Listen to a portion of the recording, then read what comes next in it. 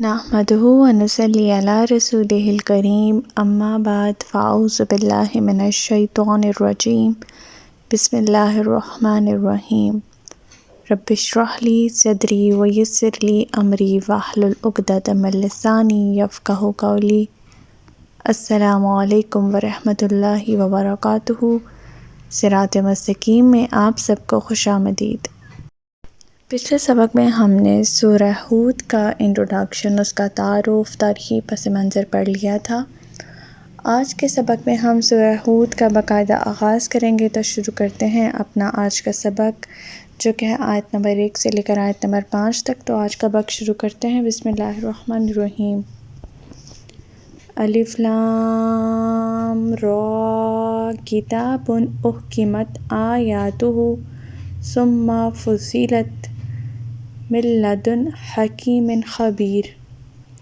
الف لام را، یہ ایسی کتاب ہے جس کی آیات کو محکم بنایا گیا ہے اور یہ حکیم و خبیر ہستی کی طرف سے تفصیلاً بیان کی گئی ہے۔ سورۃ آل عمران کی آیت نمبر 7 میں محکم آیات کے بارے میں اور دوسری متشابہ آیات کے بارے میں پڑھا تھا۔ لغوی لحاظ سے تو محکم ہر اس چیز کو کہا جا سکتا ہے جسے حکمت، دانائی اور تجربے کے ذریعے مضبوطی سے قائم کیا جائے، اور متشابہات وہ آیات ہوتی ہیں جس میں شبہ ہو اور ہمیں متشابہات میں نہیں پڑھنا چاہیے۔ تو قرآن پاک کی آیات جو ہے وہ محکم ہیں، خاص طور پر یہاں پر یہ بیان کیا جا رہا ہے، یعنی ایسی آیات ہیں جن میں عقل سلیم اگر غور و فکر کرے تو کوئی خرابی اور کوئی نقص ظاہر نہیں ہوتا، اور آنے والے حالات کے متعلق جو پیشن گوئیاں ہیں وہ احکامات کے مطابق صحیح، درست اور ثابت ہوتی ہیں۔ یہی وجہ ہے کہ کیونکہ یہ ساری آیات نقص، خرابی یا اختلافات کے بغیر ہیں،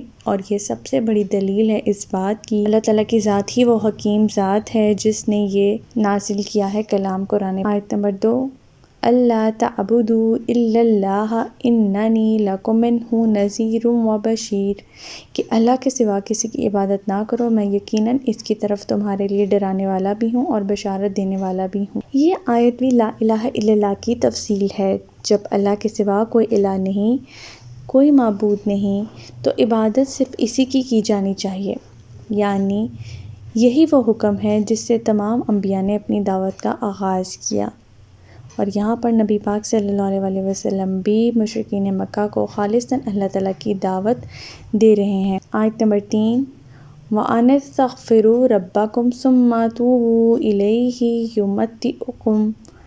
يُمَتِّعْكُمْ مَتَاعًا حَسَنًا إِلَىٰ أَجَلٍ مُّسَمًّى وَيُؤْتِ كُلَّ ذِي فَضْلٍ فَضْلَهُ وَإِن تَوَلَّوْا فَإِنِّي أَخَافُ عَلَيْكُمْ عَذَابَ يَوْمٍ كَبِيرٍ۔ اور یہ کہ اپنے پروردگار سے معافی مانگو اور اس کے حضور توبہ کرو، وہ ایک خاص مدت تک تمہیں اچھا سامان زندگی دے گا اور ہر صاحب فضل کو اس کا فضل عطا کرے گا۔ اگر تم منہ پھیرتے ہو تو میں تمہارے حق میں بڑے ہولناک دن کے عذاب سے ڈرتا ہوں۔ اس آیت میں توبہ اور استغفار کی فضیلت بیان ہوئی ہے۔ توبہ اور استغفار سے اصل مطلوب کو اپنے گناہوں کی بخشش مل جاتی ہے۔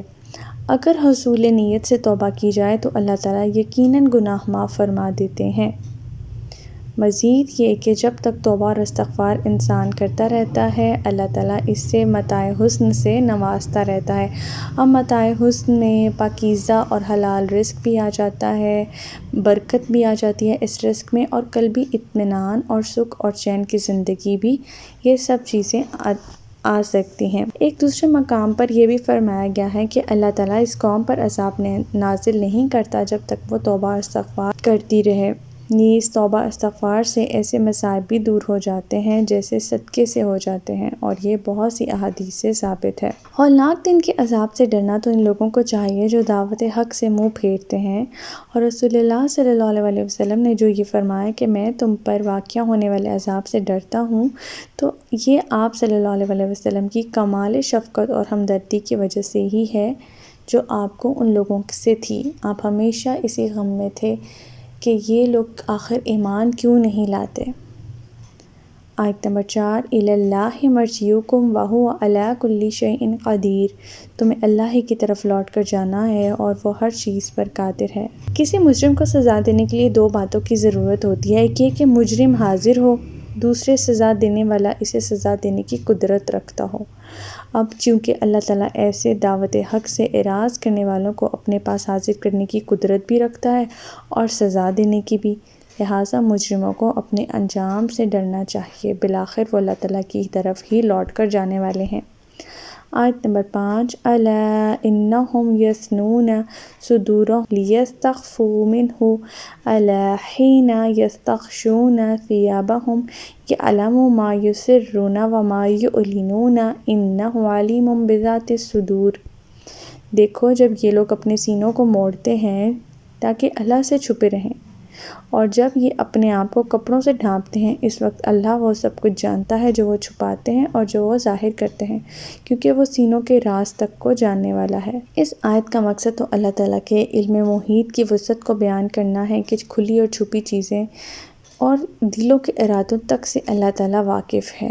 محمد بن عبید کہتے ہیں کہ میں نے ابن عباس سے پوچھا یہ آیت کس باب میں اتری ہے، تو انہوں نے کہا کچھ لوگ رفع حاجت کے وقت اپنی بیویوں سے صحبت کرتے وقت آسمان کی طرف ستر کھولنے سے پروردگار سے شرماتے اور شرم کے مارے جھکے جاتے تھے، اس وقت یہ آیت نازل ہوئی۔ یعنی اگر تمہیں بوقت ضرورت بدن کھولنے میں اللہ سے حیا آتی ہے اور اس طرح جھکے جاتے ہو، تو کیا جس وقت کپڑے اتارتے اور پہنتے ہو اس وقت تمہارا ظاہر اور باطن اللہ کے سامنے نہیں ہوتا؟ اور جب انسان اللہ کسی وقت بھی چھپ نہیں سکتا تو پھر ضرورت تو یہ ہے کہ اپنے ہر کاموں کو درست کر لیں، اس لیے کہ اللہ تعالیٰ اسے دیکھ رہا ہے۔ یعنی اگر تمہیں بوقت ضرورت بدن کھولنے میں اللہ سے حیا آتی ہے، اس طرح جھکے جاتے ہو، تو کیا جس وقت کپڑے اتارتے اور پہنتے ہو اس وقت تمہارا ظاہر اور باطن اللہ کے سامنے نہیں ہوتا؟ اور جب انسان اللہ سے کسی وقت بھی چھپ نہیں سکتا تو پھر ضرورت بشریہ سے متعلق اس قدر غلو سے کام لینا درست نہیں۔ تو ہمارا آج کا سبق یہیں تک تھا۔ اللہ تعالیٰ سے دعا ہے کہ اللہ تعالیٰ قرآن پاک کے احکامات پر عمل پیرا ہونے کی توفیق عطا فرمائے۔ اللہ پاک ہمیں ہدایت دے کہ جس کے بعد گمراہی نہ ہو۔ ربنا لا تزغ قلوبنا بعد إذ هديتنا وهب لنا من لدنك رحمة إنك أنت الوهاب سبحانك اللهم وبحمدك نشهد أن لا إله إلا أنت أستغفرك وأتوب إليك۔ السلام علیکم ورحمۃ اللہ وبرکاتہ۔